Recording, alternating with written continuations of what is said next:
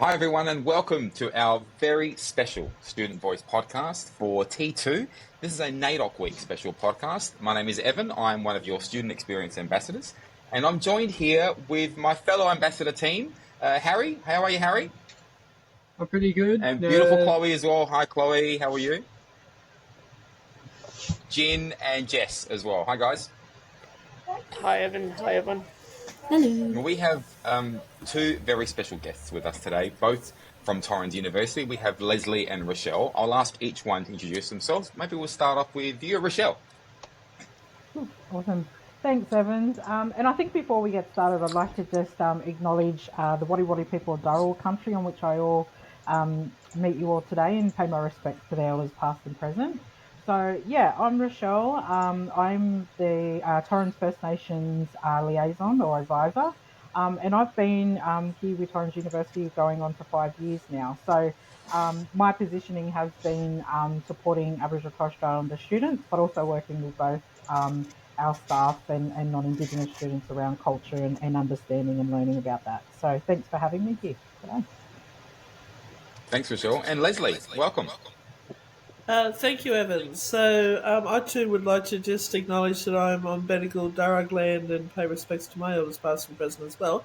I'm an Agarbal Yukambil woman from northern New South Wales. I am Torrens Senior Learning Facilitator First Nations and Curriculum. So what that means is I teach into a subject that goes across many of the health subjects and into education as well. In an undergraduate, it's sort of a link at second year, and I also teach into the postgraduate space for social and emotional wellbeing for Aboriginal people in the Masters of Counselling and Public Health. But I also, the bigger part of my role is to ensure that we are including First Nations perspectives, knowledges, and lenses within our curriculum, which is very important. So thanks for having me here today. Thanks, Lesli, and thank you, Rochelle. I guess the main purpose of our podcast today is to talk about some of the issues maybe that some of our First Nations people have and what we as students can do to better educate ourselves about some of these issues, but also get an understanding about why we celebrate certain things. So I think NAIDOC Week has been just passed in the last couple of weeks, but Rochelle, could you maybe tell us a little bit about what NAIDOC Week is, what it stands for, and what its significance is to First Nations people? So I'll try and just simplify it, I guess, Evan. So it is a week of celebrating Aboriginal and Torres Strait Islander cultures and histories across the nation. So, for me personally, it is a time for us to reconnect with community, reconnect to culture, and it's really just about that celebration. And we really enjoy a time throughout the week to celebrate with the broader, Australian society and communities as well, and getting them involved with understanding, what NAIDOC is and what it's about and what it means for our communities as well. But it's also a time where different services throughout our communities have the opportunity to, showcase what they're doing in connection with Aboriginal communities, and also showcase what supports they've got happening across, the works that they do as well. So it's really about people coming together and celebrating culture and understanding history as well. And what does NAIDOC stand for? I've always wondered. This one always. Am I going to put you on the spot? You're probably going to put me on the spot. So it's an acronym that came in place. It's a National Australian Indigenous. Oh my gosh, Lesli, you might have to help me out. Well, with this. I always have a forget the version. acronym. My version is, I don't know the actual correct one because I always say National Australia Indigenous Day of Celebration. For me, that's NAIDOC, but it actually is quite different to that in terms of it. It's not quite how I would have anticipated it to actually come out as. So off the top of my head, I can't think of what it is either. I can't remember. It's a big one. So I think it's the National Aboriginal and Islander Day Observance Committee. I think that's what it is. Okay. So it came out of a group that were way back, I think in the 1930s, that came together. And they were kind of tasked with actually creating events or activities for people to come and kind of reflect on on the day and talk about Aboriginal culture. So it's really just about promoting culture and that as well throughout Australia. So it just came out of that committee. So it was just a group of people that came together and said, you know what, we need to hold a space and a platform to be able to talk about Aboriginal people's culture, issues, or things that were happening in communities. But then it just became just that acronym of NAIDOC. Not many people in communities actually say the whole name. It's just known as NAIDOC. Can I just add to the history of that there, Rochelle, as well? Yeah. One of the first points of call, which is really important that Rochelle is aware of, we can't remember everything every time we speak, but it was the group came together in a push for having a day of mourning, and it was actually they were pushing for it on the 26th of January. And that was so that takes it back to the 1930s, where that's nearly 100 years ago that Foresight was pushing for a day of mourning because of everything that had occurred. And please, when we talk about Australia Day, and we're not going into that particular discussion today, but because that does have some issues around it for Aboriginal and Torres Strait Islander First Nations Australia, that Australia Day was never set. Back then it was King's Day, and it would happen at any time of the year that they decided to put it on the calendar. But this group of our people got together, and they wanted to have a set date on the 26th of January to show a day of mourning and respect for our people. So just gave that little bit more there to might be interesting for somebody. It's actually pretty interesting that this conversation happened such a long time ago. I'm actually surprised in a way, like it's a very pleasantly surprised that this conversation started back in 1938, when I didn't think that maybe many people would have been interested in hearing or recognising some of the contributions that have been made by the First Nations people. So I'm really quite surprised that it's almost, well, not really 100 years old, but it's 80 or 90 odd years old now. Well, I guess. Well, if I were just to quickly respond to that, not that I really need to respond, but it may be a surprise considering a lot of the history is unknown to many people across Australia about what has actually happened here. But for us, it was just part of every day. We need to recognise our losses and what's happened in our space. So. Yeah, thank you. How about some of the NAIDOC week have a theme? Does it have a theme generally every year? Does the theme change, and what significance is that theme? Yeah. So did you want the answer? Yeah. So each year there is a theme that we kind of focus on and celebrate, and I think the recent one that we just had was for our elders, and you know, it was about them. It was about celebrating elders in community and the contribution that they've made.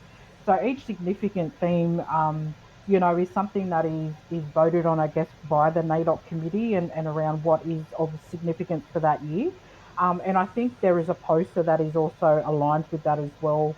And that is, you know, there's a national competition that goes out, and we ask or call for interest from artists around reflecting on what the key theme is, and that is announced, I think, just before NAIDOC, or a few weeks or months out before NAIDOC is kind of announced in terms of the theme as well.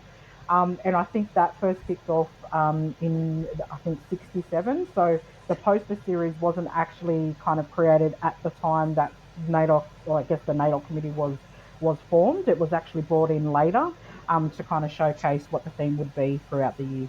Yeah. Leslie, was there anything else? What are some of the activities that happens through NAIDOC Week? Like, and is it open to general public as well to learn about it, or is it just for First Nations people? Like, can students attend? And yeah, what in each community is it different, the celebration that occurs? I believe, and correct me if I'm wrong, Rochelle, here, but I believe it's open for absolutely everybody because it's about celebrating our culture, our people, our survival, our continuance, our resilience, everything, and even breaking that down into just simpler things, our health, and well, that's not a simple thing, but breaking it down into everyday things, just celebrating who we are as people, and we're very inclusive people. Sometimes the stigmas that get around are that we're not, but we're very inclusive people. We welcome people into our space. We want people to share and learn about us, and And actually, Rochelle and I were, before there was a few changes that came through Torrens this year, we were working on organising to have students attend NAIDOCs across the state. But because we had a reduction in that area with staff, we were unable to do that this year. But we do highly encourage everybody to attend because for us, community is everybody's community. We have our community, but we embrace those who want to come in and learn about what it is that we're doing and how we're doing it. And I guess NAIDOC, when we go to a celebration, they do have a lot of health providers there, service providers, so everybody's aware of what's happening in community, and that's really important as well from the standpoint of where we are within, health and education and things like that. But yeah, it's open for absolutely everybody.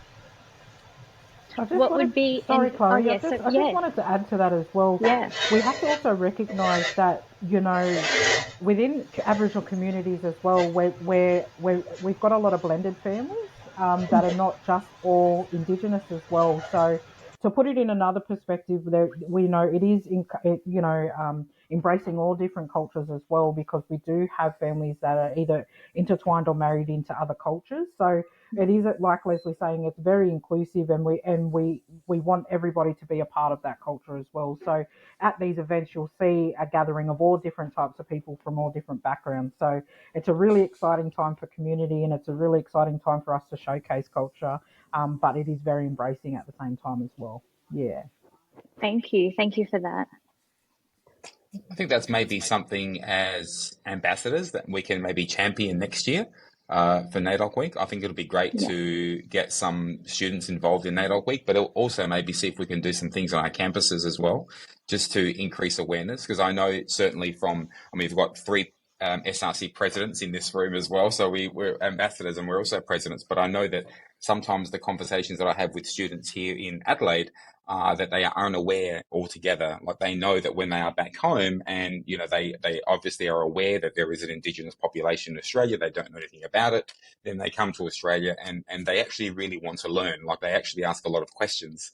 And I know that when we had our cultural night last year, for example, we had an incredible welcome to country. There's one of the elders here in Adelaide who really loves talking to students, and he was speaking to students afterwards, and seeing 60 students standing around someone, listening to a conversation and hearing about why there is a welcome to country, what it means, its significance, and also the history of the Kaurna people in South Australia. The students were very interested, so I think maybe that's something that we can champion as ambassadors going forward, not just around NAIDOC Week, because these are conversations that need to happen all the time, but certainly to get students involved maybe in NAIDOC Week next year. So one of the pertinent issues I know that people are probably talking about a lot now is the yes vote, right? And what that means. And I know, Leslie, in our conversations, you said that there is a history behind where the yes vote has come from. And I think you said maybe it was around the Uluru Statement and what its significance was. I think that's the conversation we had. So maybe could you enlighten us a little bit about what the Uluru Statement is, what it means, what it was, and how that's connected maybe to what we're discussing in society today.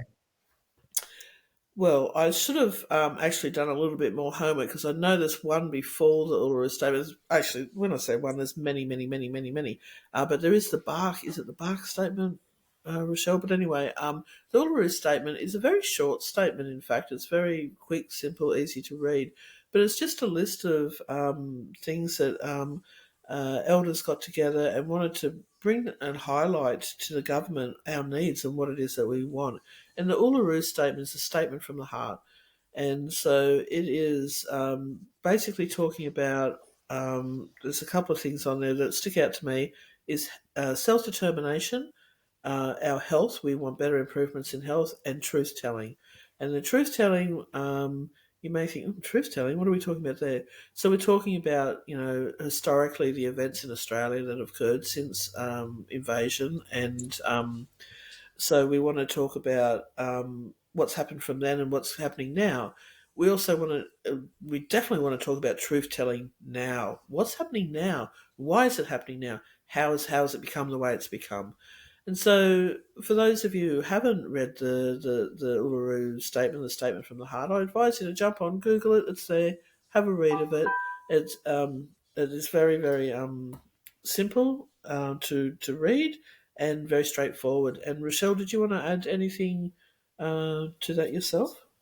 No, and I think it was just just the point of it being a collaborative piece as well, from different groups of people at all different levels in local grassroots community through to our politicians that are sitting in government. So, for a lot of people, it's seen as a well kind of co-designed a document that's been produced and put together, and which has now gone to this whole conversation around the voice to Parliament. Yeah. Leslie, when you talk about self-determination, what exactly do you mean? Well, it means basically being able to self-direct our lives. Our lives are directed by the government policies consistently here, there, and everywhere within our. You've got education, you've got health, any policy you can think of. Um, there's policies surrounding our lives, and the self-determination to choose how we live our life and the way we live our life is very, very important. And you might think, but hang on, you do. But, well, in all reality, we actually really don't. We rely upon a government to provide funding to where they think we need it, and not necessarily where we know we need it.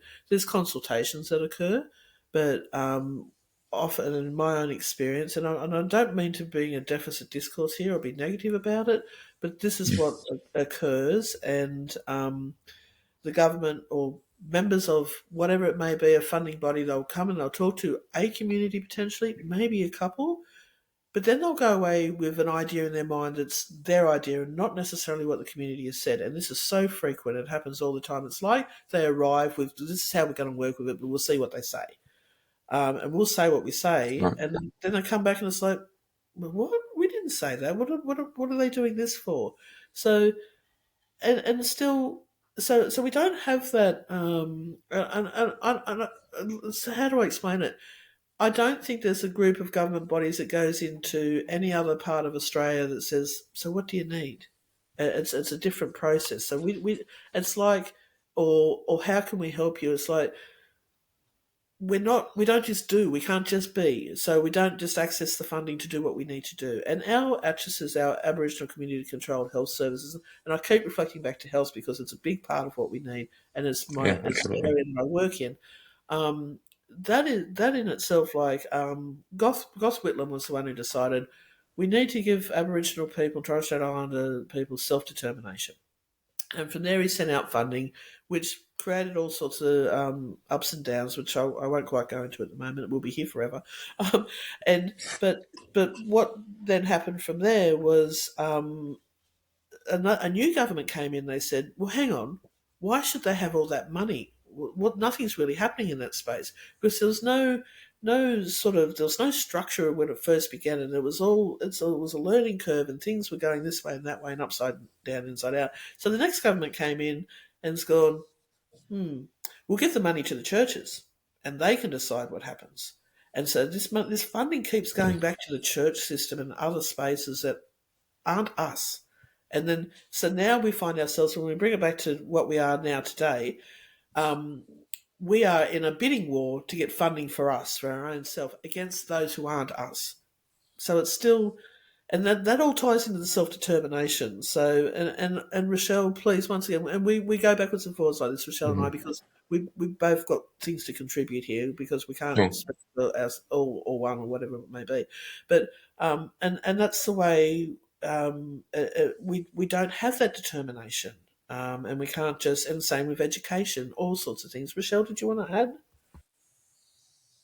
No, I think what you've explained, Leslie, is really on point. And I think, the self-determination is simply that, Evan. It's about us taking control of our own lives and our own destinies. And I think, moving into this whole voice conversation, that is essentially what we're talking about. It's giving us that actual voice. But there is anxieties, more broadly out in the community around what that actually means in terms of people voting yes or no to that conversation, because when we look at the number of Aboriginal and Torres Strait Islander people that represent us in the nation, which is look, around 800 and something thousand. We're a really small number in population in our society. So there's a larger group that are actually still making that decision on whether, we can take self-determination. So you can understand that point essentially is so, it's a huge question to ask on a majority, and what Leslie's saying, it's, for me personally, it's still, while I am for a voice to Parliament, I'm still understanding that, hey, there still is a lack of self-determination in that conversation because we're still giving the majority the say on whether yes or no. So, there's a level of anxiety that comes within, Aboriginal Torres Strait Islander communities around what decisions they make, whether it be yes or no.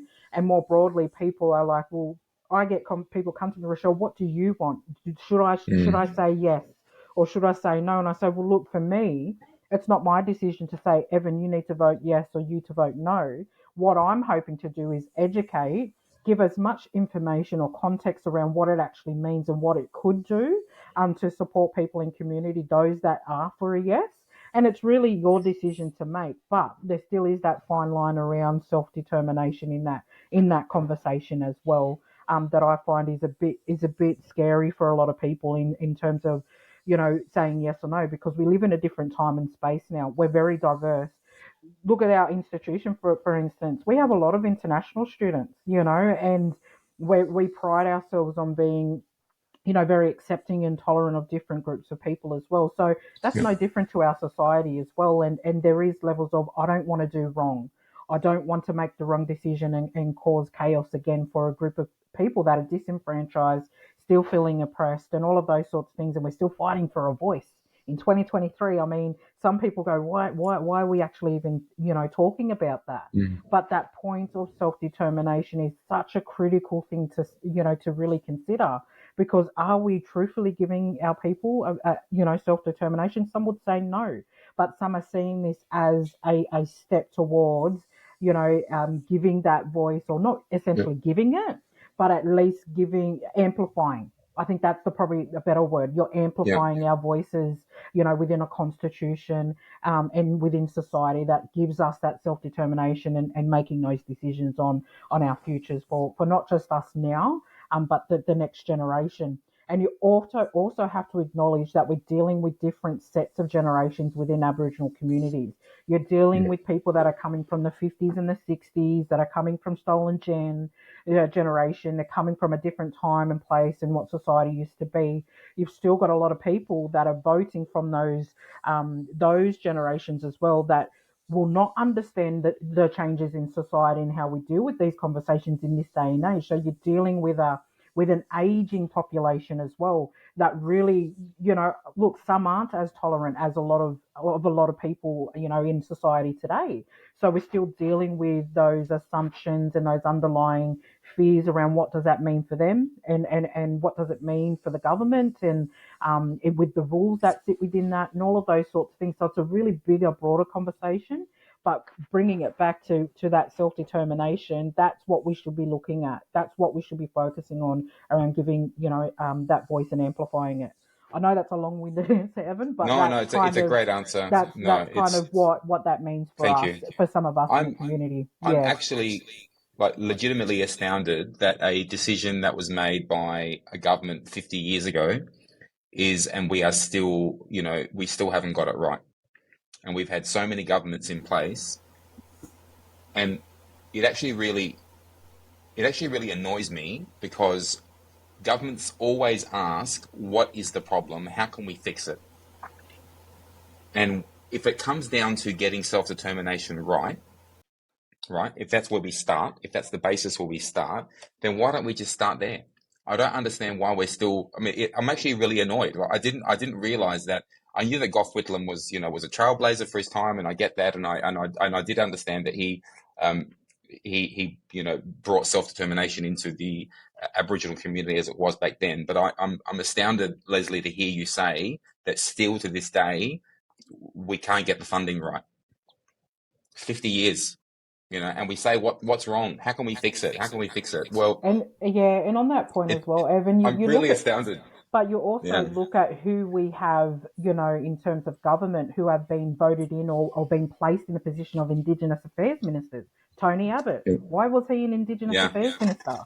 That doesn't make Yeah. sense to I me. shouldn't laugh So, at yeah, so of course. that is the stuff that we're talking about. We're talking about self-determination, but we're placing non-Aboriginal people in these really high leadership positions and saying, well, the community needs this, but you haven't got a lived experience of what it feels like to be disenfranchised, to be, oppressed, to all of these things within community and have to deal with that on a daily basis. So this is why it is important that we do at least have, a voice so that we can determine who those leaders are that can speak for us, that have the same lived, or not just the same lived experiences, but understand from a grassroots level, have either worked in community or just understand what it means to be black in Australia, and really can give us that voice in that space as well. Sorry, Leslie, I know you took your mic off. Yeah, no, I just want to add to what you're saying there, Rochelle, because it's a perfect tool to be discussing colonisation. We're still colonised.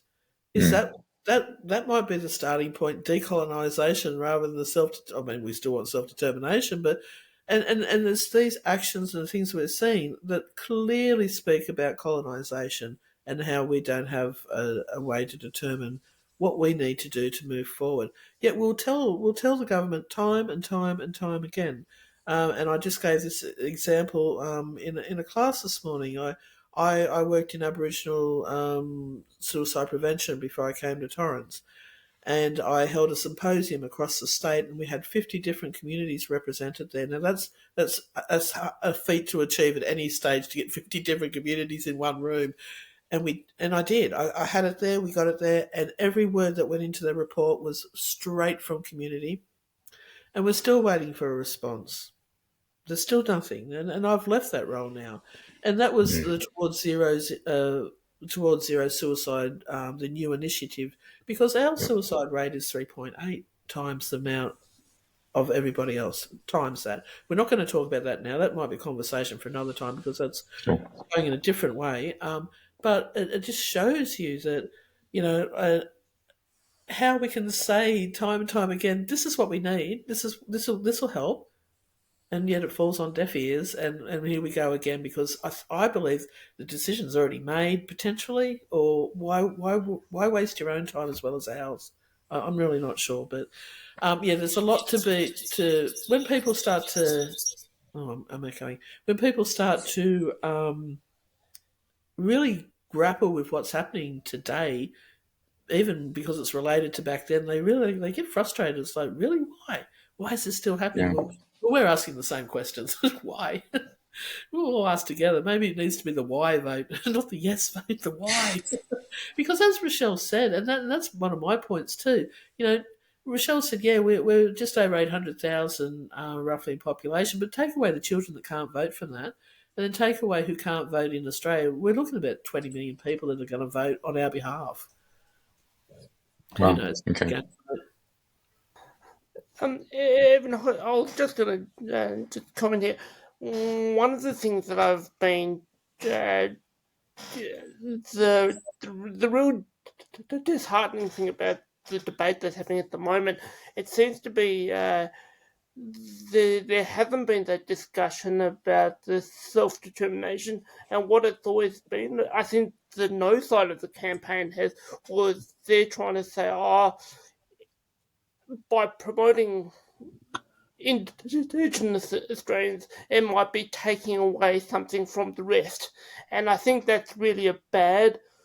It is what they're trying to do is polarize the debate at the moment, because they're trying to speak by the fact that I totally agree with the yes side of the argument. I want to give Indigenous people that self-determination and your voice there. But what it seems to be that the common argument are the fact that we want to promote one side, we're taking away from the other, and the whole idea that the fact that it does take a vote to say you can talk for yourself, right?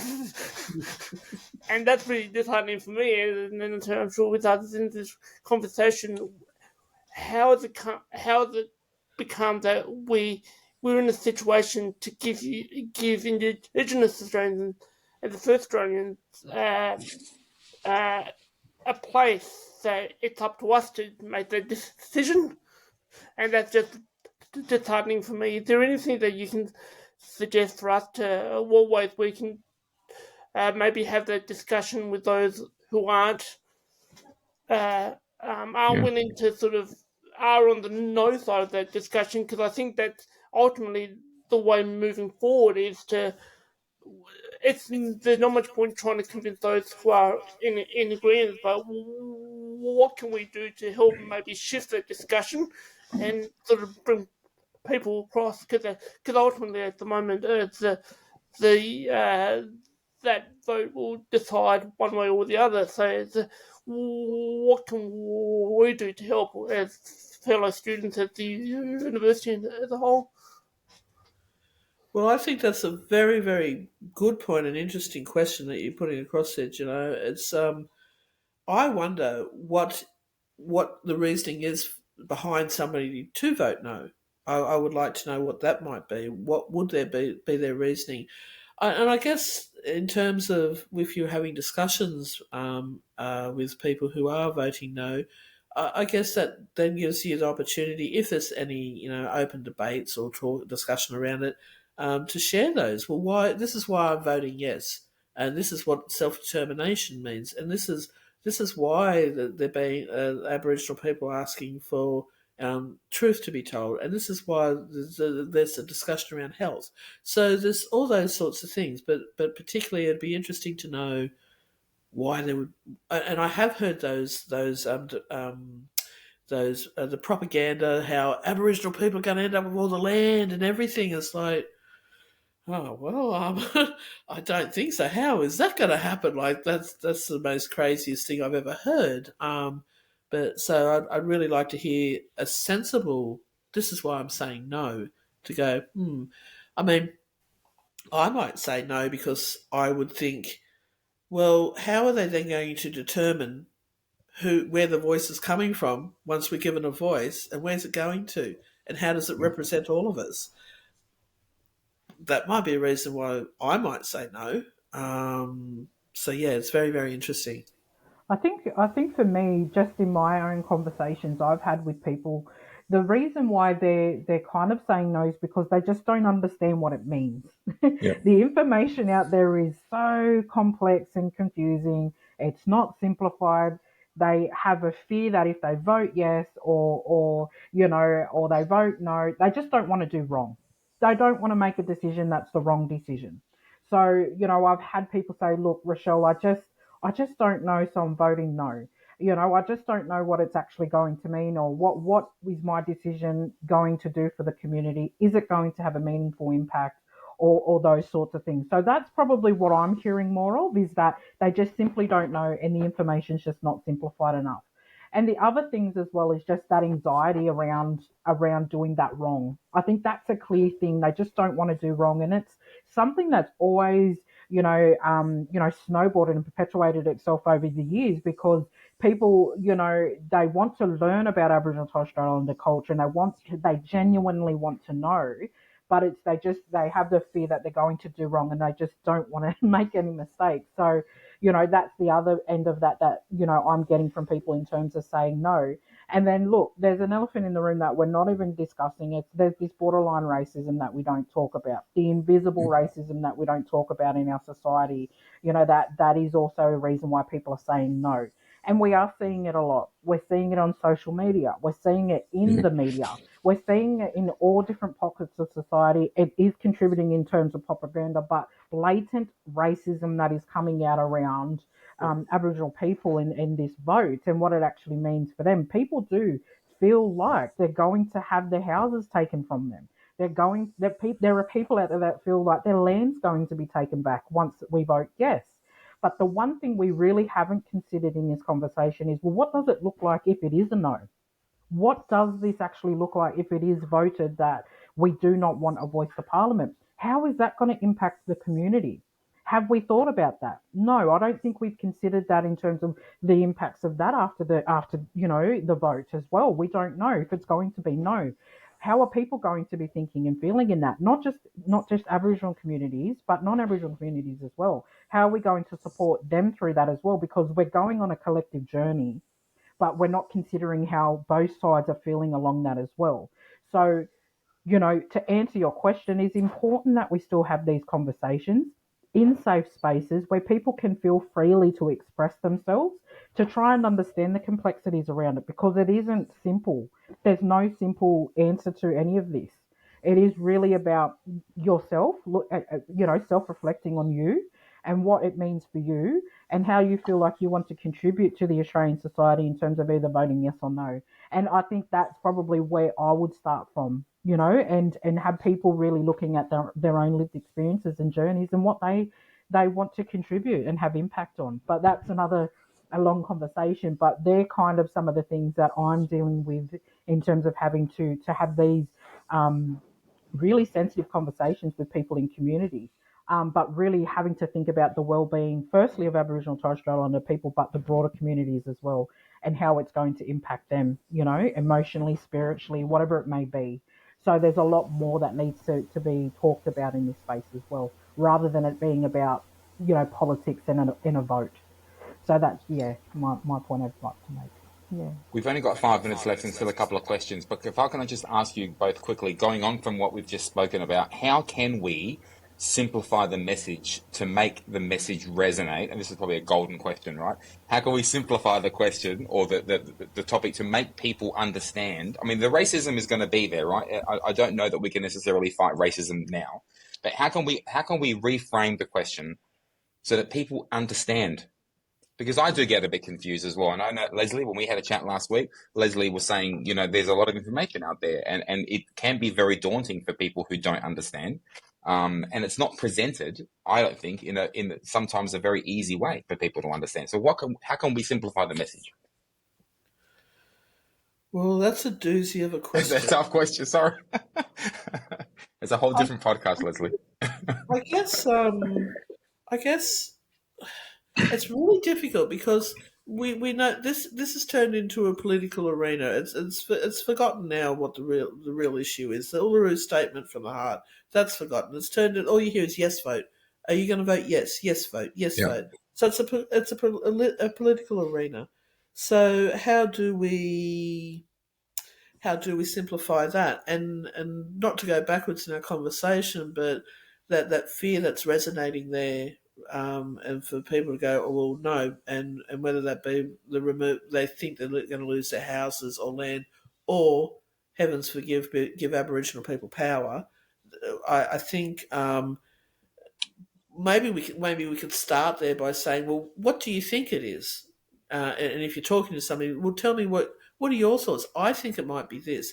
I had a discussion the other day with a couple of members from Aboriginal community, and this is what their thoughts were. Maybe just by opening up, broadening out that that the communication that's happening at a grassroots level and on the ground, and simplifying it that way. What does it mean? Oh, wow, do I know any Aboriginal people? Maybe I should go and ask them. What does it mean for them? What does it mean for the people over here who live in the more affluent part of the town that we're in? What does that mean for them? I think that's where we're going to find more no, because they're the ones that are going to be thinking, because they've got something to lose. They think they've got something to lose. They haven't.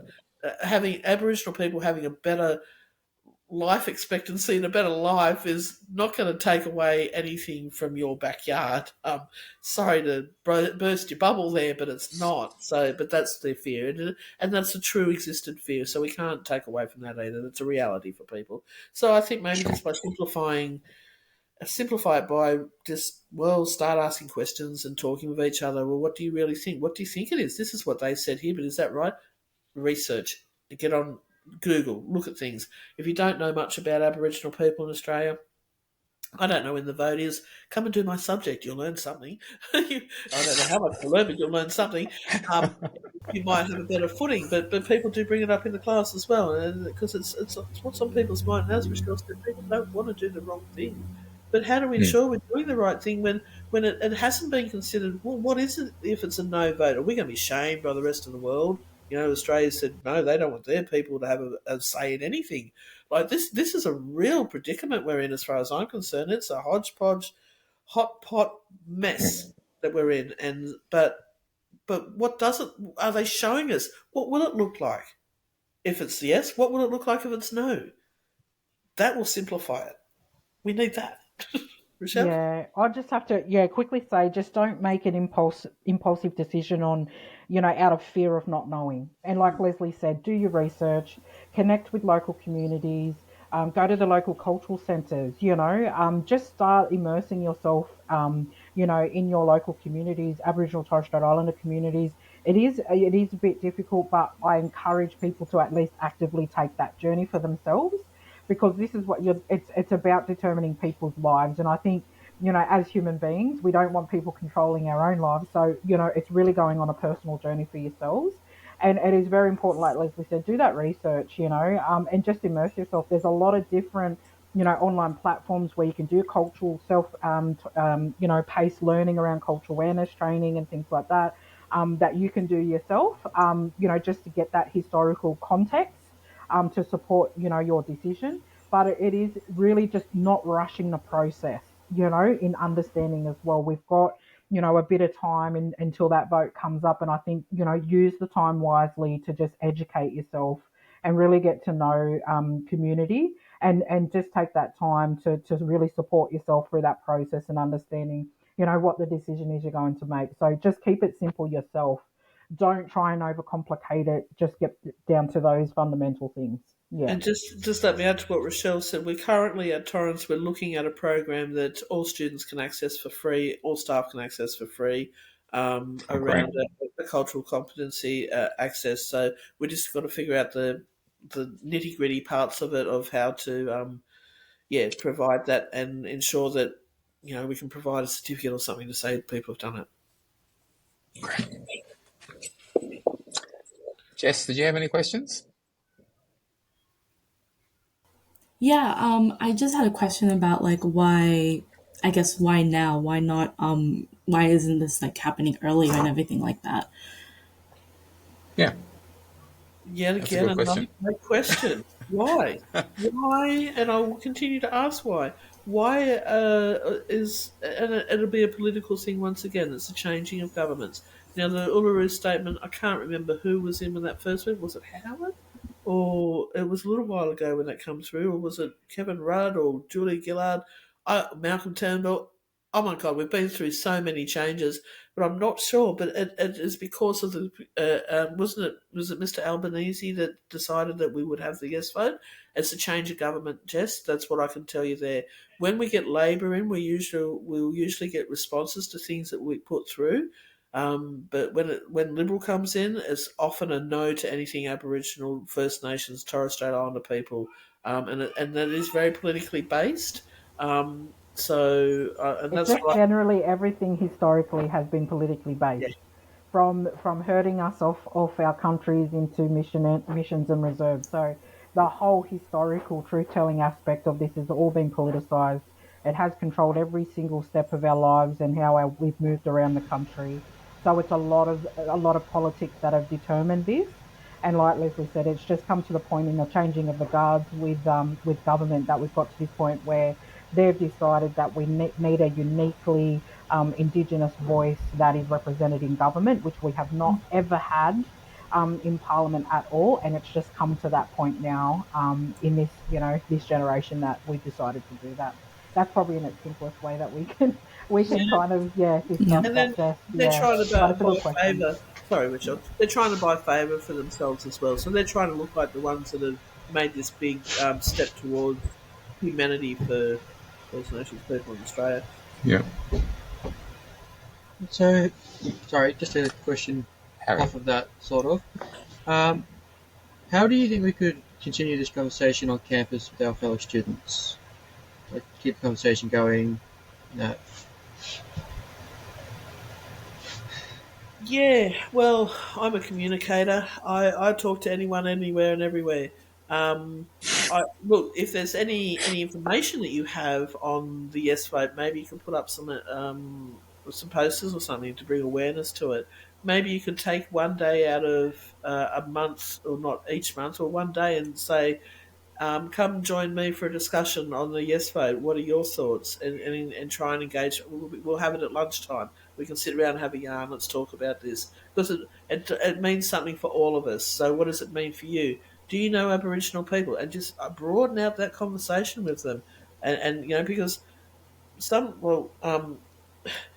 people have met Aboriginal people, some people haven't. And strangely enough, in this day and age, there are people who still haven't met an Aboriginal person in Australia.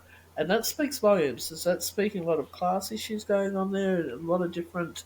it speaks about a lot of things. But anyway, so I would suggest just putting it out there on your campus and saying, let's talk about this. We are the future. What does our future look like? What does it look like for our fellow First Nations people? How can we be more inclusive together of everything as we move forward? And it's the younger generations that are going to make these changes, and they're going to make really great changes. And so I'm going to put it all on your shoulders. I'm happy to come if I have time, and you have a way to facilitate me to be there as part of the discussion. Happy to be there as well. Not a problem. Surry Hills. Who's on Surry Hills? Chloe, yeah. And Jess. Yeah. Jess. Okay. I'm happy to do that in person as well. But also, or Harry, I'm happy to be, on the screen if I need to be. Don't like it, but I will do it. I think Harry, simply it's just holding space and conversations for people. I think that's the most important thing, and it doesn't have to be overcomplicated. People do like to come together, and I think a lunch and learn is something you could probably do with people and have them come and have a yarn as well. I think just opening up for conversation is probably the key thing. And then, we can work with you referring to other research stuff or other online platforms that can help further those conversations as well and support, what you guys discuss. Thank you, Rochelle. And look, we're out of time. Thank you very, very much. This has been a really great podcast. I've really enjoyed it. And I think we need to do these more often. I think, Leslie, when we had a chat last week, we agreed that, this shouldn't just be a once a year thing, right? We need to have these conversations more frequently. And I really like some of the conversations that we've started today. This is something that we can take back to our fellow students on campus and certainly online as well, and communicate to some of our students, because even though some of our students might not be able to vote, I think they have taken an interest in what is going on, and they do want to know more information. So definitely we can take this conversation back to our students and continue on campus. And let's please get together again next trimester and have a chat. And Leslie, Rochelle, thank you so much for your time. I really, really appreciate it. I have learnt so much today. I've left feeling empowered. I am also a little bit angry, I've got to say. I'm sorry to say, but I am a little bit angry. I've got to go into a bit of research now, because I'm a little bit angry with some of the stuff that I've heard today. But thank you very much. It's been very enlightening to the both of you. Thank you. And thank you all to my fellow ambassador team. Not a problem. Yeah. And thank you all for having us, and really just take care of yourself for this journey as well. Evan, I feel your pain, but just know that you're on a journey with us as well, and take care of yourself through that as well. Yeah. Thank you very much. Thanks, everyone. Thank you. Bye-bye. Thank you. Thank you so much.